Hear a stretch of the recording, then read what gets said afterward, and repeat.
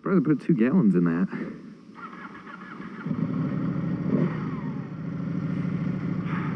Not a very nice day at all.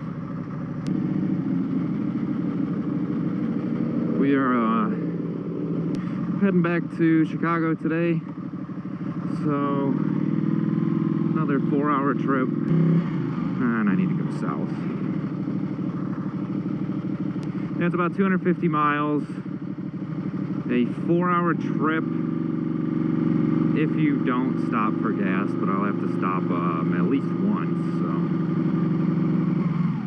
$8.99 is a 4.5 gallon tank, and the gas light comes on. I believe it's like maybe with 2 gallons or maybe 1.5 gallons left. I average around 43 miles per gallon in the city, so mathematically I could get around 160 miles per tank.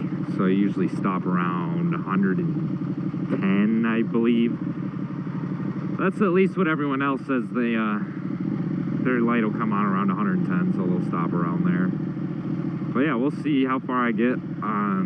I just filled up, so should have a full 4.5 gallons. Getting on the highway now. I don't think I'm gonna put the video up from yesterday.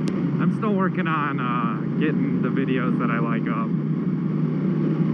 So I just kind of record randomly right now. But yesterday I was talking about how I had to go do a makeup exam for my college.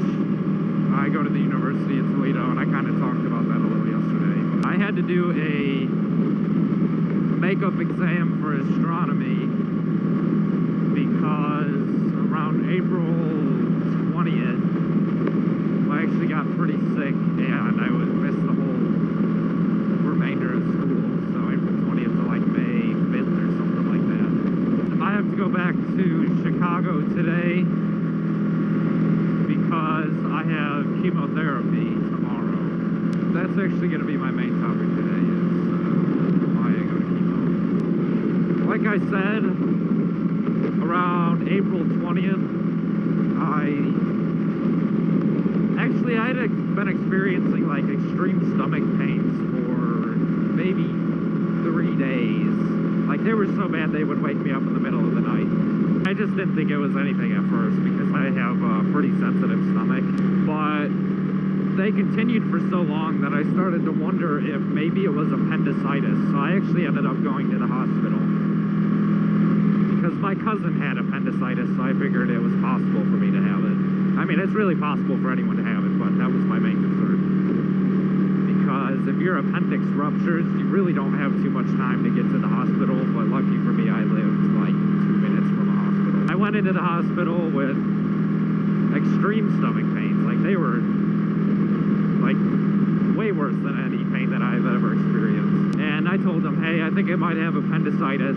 So they took it pretty seriously. And I just really wanted to let them know that, you know, it wasn't just like a minor stomach pain. It was something I was really concerned about. So they get me all situated. They run some tests, whatever. The first thing they think it is appendicitis. So I thought that I was just going to get my appendix taken out and that was going to be the end of it. And actually I have to take my toll pass, my iPass out of my pocket and hold it up so this thing reads me. So I'm going to do that real quick and then I'll continue talking. It's so inconvenient. Ah, fuck you!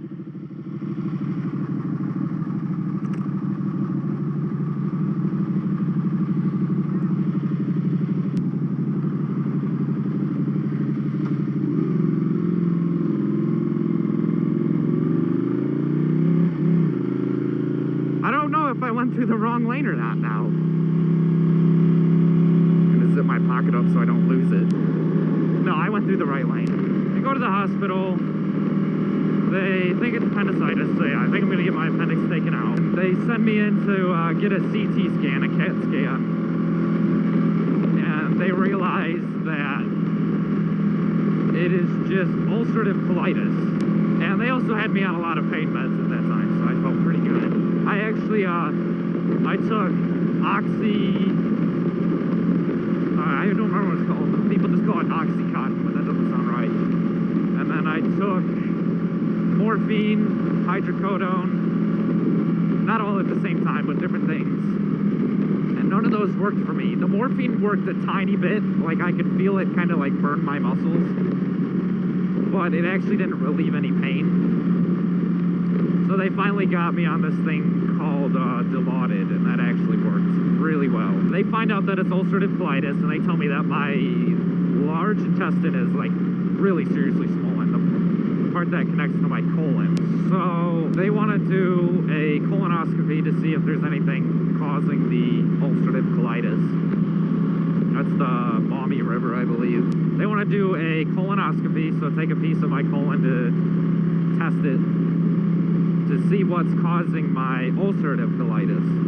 And they do that, and I was awake during the procedure, but they had me sedated. And I actually woke up during it, like, well, it's really weird to explain that. I was like half conscious, so I could see and everything. That guy like almost hit the wall. And I actually could see the monitor they were using to navigate through my body. And then I could see them use like this little clampy arm thing to rip off a piece of my colon. And it hurt really bad. But yeah, that was fun. And after that, they think I have this thing called TTP, I believe is what it was. Some sort of thrombonic thing. I forget what exactly it was. But I didn't have it. But TTP is a blood disorder, so it's pretty similar to what I actually have. And the reason they really started looking into this is because my platelets were dropping. I was getting really sick. It wasn't that my swelling wasn't going down, but it was the fact that I was getting more and more sick. So my platelets are dropping, my red blood cell count is dropping, my white blood cell count is dropping. And then they say they want to test me for HIV and AIDS because that's actually some of the symptoms. When they do that, that was a little scary because nobody wants to have that. But I didn't have HIV or AIDS, and I was really confident that I didn't anyway, so they keep testing me, and then one of the head doctors there says, hey, I've seen this kind of thing before. She says that it is called hemolytic uremic syndrome, which is called, or abbreviated as HUS. They narrow it down and say, yes, this is what you have. Now, HUS, regular HUS, is a little more common. Actually, I think it's substantially more common than what I actually have. I have what's called atypical hemolytic uremic syndrome, AHUS. And I believe that's the one that's genetic. They're going to confirm that is what I have in August. They'll do some genetic testing and everything. And they say that my kidneys are failing because what happens with HUS or AHUS is your immune system, I forget what exact part, but when you get really sick, there's a specific part of your immune system that turns on. And my immune system did not turn off because it's supposed to turn on and off only during like severe sicknesses. So mine didn't turn off, and it started attacking my red blood cells, my white blood cells, my platelets, and those were all dying and getting clogged up in my kidneys, which were filtering my blood. My kidneys start shutting down, and they really want to put me on dialysis, which is where they take your blood out and clean it with a machine. So I go do dialysis, and then they say they also want to put me on this thing called plasmapheresis, which is where they take my plasma out and change it with different plasma. And during plasmapheresis, the plasma they give you, or whatever the hell they give you, is in all these fun different colored bags. There's like red, orange, yellow, and like a purpley one, I think. So it looks like they're turning me into a human lollipop. Yeah, I'm on dialysis for a couple days, and I'm still really not getting better. My numbers are getting worse. So they say they have this drug that is supposed to help me. It is called eculizumab, or Solaris is the company's name. Or Soliris, S-O-L-I-R-I-S, I think. But yeah, they use this drug for a couple different things, and they say they have it ready. But the catch is that it costs like $600,000 a year, and I could be on it for the rest of my life. So I tell them I really would like to see if there's anything else we can do before we go ahead and put me on this chemotherapy. So they talk amongst themselves, whatever, and they say they can transfer me to another hospital that is a little more developed, has better resources than the one I'm at, which was Toledo Flower Hospital, which is it's a good-sized hospital, but, you know, it's not like top of the line. So I have two options, and that is a hospital in Chicago. I forget which one exactly. It might have been Rush University, which is where I go now for chemo, but they can also transfer me to Ohio State University and see if their doctors there can do a little more for me. My parents and I talk about this, you know, we all talk about this transfer. And we decide we're going to go with Ohio State University because the doctor said that that was where I was going to get the best possible treatment. So Ohio State University is in Columbus, Ohio, which I believe is 2.5 hours from Toledo, maybe less. And they tell me they're going to airlift me there. And I was like, oh, hell yeah, I can't wait to get airlifted. I love flying, and I want to be a pilot. So I was pretty excited to ride in a helicopter, but it turns out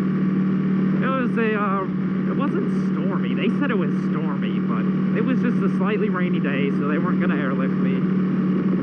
So it took them like 2 hours to arrange an ambulance transport. And I finally get in the ambulance. The paramedics are dicks. They're really rude to my mom. They tell her, they basically say to her that they don't want her riding in the ambulance.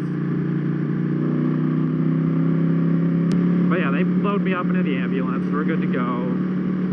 And we're on the road. The stretcher is absolutely uncomfortable. It is like the worst thing I have ever laid on. It's like the equivalent of laying on a spike bed. The ambulance has the bumpiest suspension in the world. I actually thought it was going to be a lot smoother than that. But yeah, it's a horribly uncomfortable 2.5 hour trip. And we get to the hospital at Ohio State University. They unload me, and remember, it's raining still. And it's also like 50-something degrees because it's still April. So they unload me into this rain and freezing bullshit, and they're not even at the right entrance. So I'm outside for like 15 minutes on a stretcher in the fucking freezing rain. And they have to load me back up, contact the hospital again, and figure out where they go in at. Finally, we get that all situated. They get me inside. Their paramedics just kind of drop me off in the room. They're gone. And the first thing they do at the hospital is draw my blood. So I get stuck like 3 times. Well, no, they only stuck me once, but they drew like 8 or something like that, things of blood, whatever measurement they use. And then I took a nice big sip of Powerade, and it was nice and refreshing, but then my stomach made all these weird noises, and I started throwing up like crazy. So we ruled out, don't drink Powerade. But actually, it might not have even been the Powerade, because for like the next 4 days, I was just throwing up at least once or twice a day. I was on, what's it called? But yeah, they had me on this anti-nausea, anti-vomiting thing. I believe they finally took me off the painkillers, the Dilaudid, because I was on dialysis and everything, and they didn't really want any of that being in my system. So I'm not really in pain anymore. I'm just kind of sick and stuff. And they say that there's really not much they can do other than the chemotherapy. So I think I get an ultrasound and some stuff, and they decide there's really not too much else they can do other than chemo. So finally we decide to go ahead and do the chemo. And it goes good at first. It's like the 3rd transfusion I've had. I had like 2 blood transfusions prior because my red blood cells, my platelets were getting critically low. You're supposed to have like 150,000 or something like that, maybe more. And I was at like 14,000, so I was in the red zone. So yeah, they do the chemo treatment. It smells like ass over here. And that goes well at first, and then I believe like 30 minutes later I get really sick and turn yellow and start throwing up again. But we wait, I think it was